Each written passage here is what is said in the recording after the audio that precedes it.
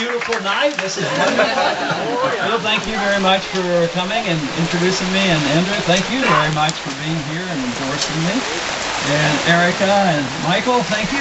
You know, when I met Erica and Michael, they said they would do a fundraiser and have this for me, but they said there was only one stipulation. I had to jump out of a helicopter. I said, wait a minute. I said, there's a limit, you know.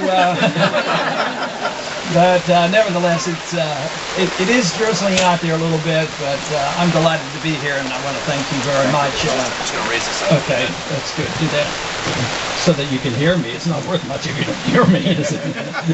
There you go. Thank you. Yeah. Now, as was said in the introduction, I have been involved in politics for quite a while, and medicine for quite a while, and I feel very fortunate in my life that I've been able to spend a fair amount of time in both. And in several decades now, there's been a lot of energy put in to what I consider the cause of liberty. Defending liberty, I think, is the essence of living in a free society and what we have to concentrate on. I know we have budget problems, we have foreign policy problems, we have monetary problems, and we have welfare problems, entitlement problems. But really, I think it's important that we start with some basics. And for me, that is understanding what liberty is all about. And I think that's where Jefferson started. You know, we had a God-given right to our life and liberty, an inalienable right. And everything can come from that. If our lives and our liberties come from our Creator and not from our government, therefore, what we do assumes a lot of responsibility for ourselves, and both good and wrong. And if we do this, if we accept this, the logical conclusion of understanding what personal liberty means is that if you have your life and your liberty and responsibility for yourself, I think you ought to be able to keep everything you earn. I mean, the consequence of your labor, which means that, of course, you wouldn't have onerous income taxes and this assumption that the government owns you or owns your income and tells you what you can do only with permission of the government.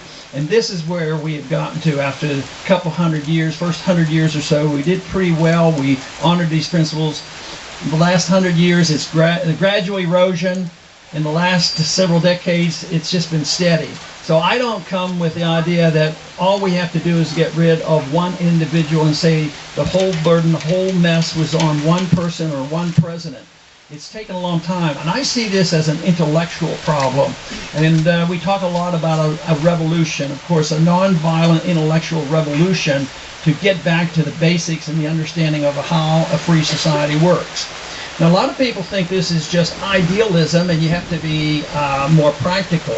My answer to this is that socialism and welfarism and militarism is not practical.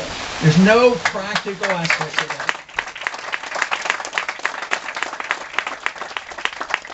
So how can these trillions of dollars of expenditures, trillions of dollars of debt and deficits, there's nothing practical about this. And then being in like 130 some countries, having 900 bases overseas, having 6 active wars going on with drones possibly dropping on any country in the world, and talk in Washington of taking on 2 more countries. You know, today I had an interview and they talked about my reluctance to take on Iran and start a war in Iran. We don't need a war. We don't need another war. And even Robert Gates said, as he was retiring, he says, anybody who's looking for another war needs their head examined. And he's the one that's been engaged. You know.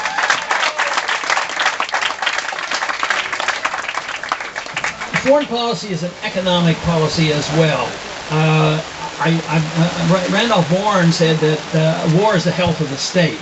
So if you're a conservative libertarian constitutionalist and you want the state to be small, you better be very, very cautious about going to war, because under war conditions, of course, you have to take funds out of your economy and spend it on the war issue.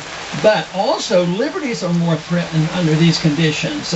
We sort of have a perpetual war going on now, and we have a perpetual war against our liberties at home when you look at the TSA and the Patriot Act and a lot of other things that are bearing down on us.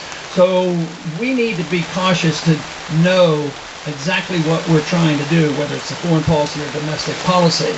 And there's a big cost to this too, financially.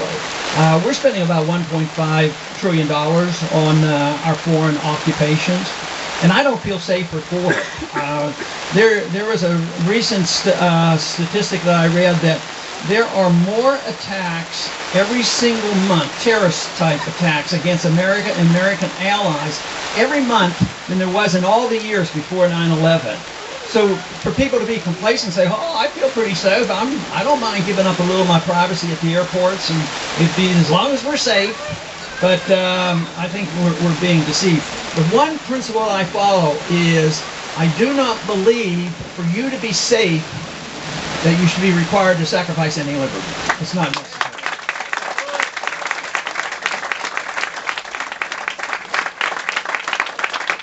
Well, we've been careless, and certainly in the last 10 years there's been a major erosion, both from our economic liberty and our personal liberty.